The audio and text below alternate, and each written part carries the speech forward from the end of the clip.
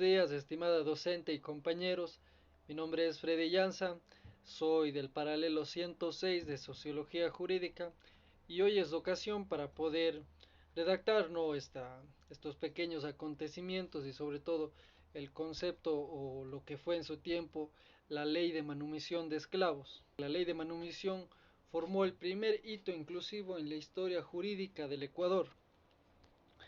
Esta ley reconstituyó la condición o calidad de ciudadanos a las personas que estaban esclavizadas de la época. Y para ello tenemos que recurrir a la historia. Vamos a ver varias fechas, varios hitos históricos, ¿no? que nos dirigen justamente hacia la ley de manumisión. En 1511 son los primeros esclavos que llegaban a América. Estos esclavos llegaban de la parte de los Anillas. Se dio ante la gran necesidad de mano de obra para el trabajo de la agricultura, ya que estos trabajos muchas veces eran realmente pesados para los aborígenes de la época.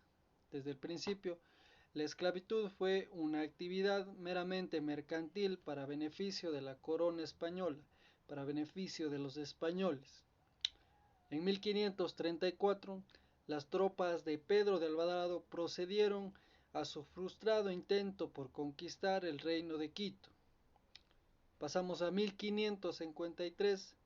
Por el repentino naufragio en Portet Esmeraldas, un grupo de esclavos lograron consolidar a su líder Antonio Illescas como el primer señor feudal, un esclavo, recordemos. Y este mismo sería el protagonista de las futuras negociaciones con los españoles que buscaban su colonización. Después de un tiempo interviene lo que es la ley de Indias. En la época colonial emerge una ley llamada Ley de Indias. ¿En qué consistía esta ley? Esta ley permitía que un esclavo pudiera rescatarse, es decir, que podía pagar el precio por su libertad. Un esclavo, ya sea porque tenía un dinero ahorrado, podría pagar su libertad y ser libre, aunque también podría intervenir una tercera persona para pagar la misma. Esta ley es de los primeros pasos que dieron para la reivindicación de los derechos de las personas negras o esclavas. También hubo un gran impacto que nos dirige hacia la ley de manumisión y a esta reivindicación de derechos, sobre todo de la libertad para estos esclavos, que fue de gran impacto, fue la educación a las comunidades negras. Pero el meollo del asunto, en donde realmente detona este cuestionamiento de la esclavitud, se da porque dentro de toda la educación que se les dio a estas comunidades negras, también se les dio la llamada catequesis. La catequesis en su postura nos muestra una postura de igualdad, de dignidad ante Dios.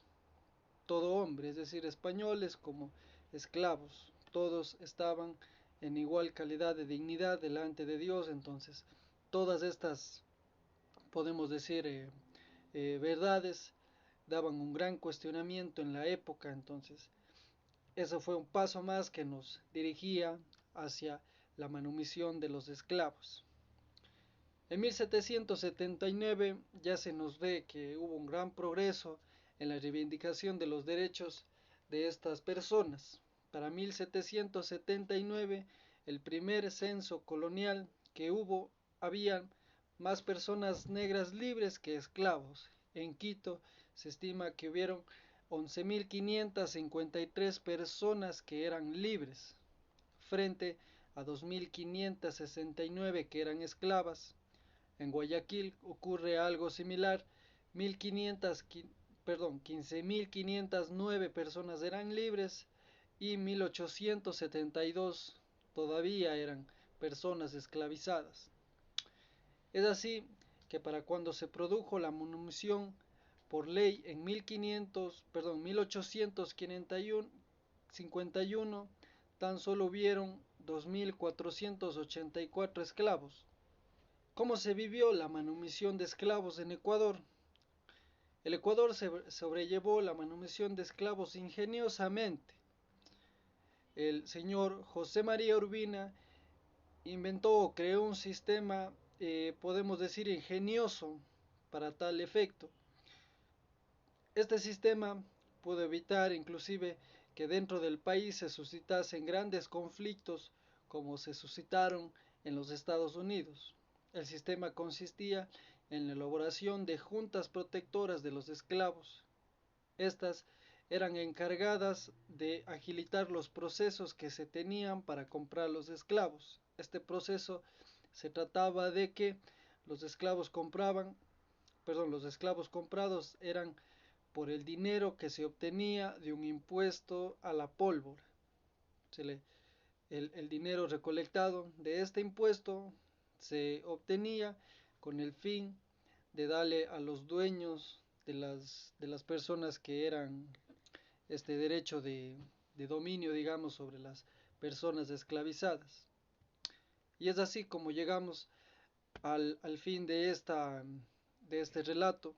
Como podemos ver, la ley de manutención de esclavos fue posible en Ecuador por varios hitos que pasaron previamente a ellos.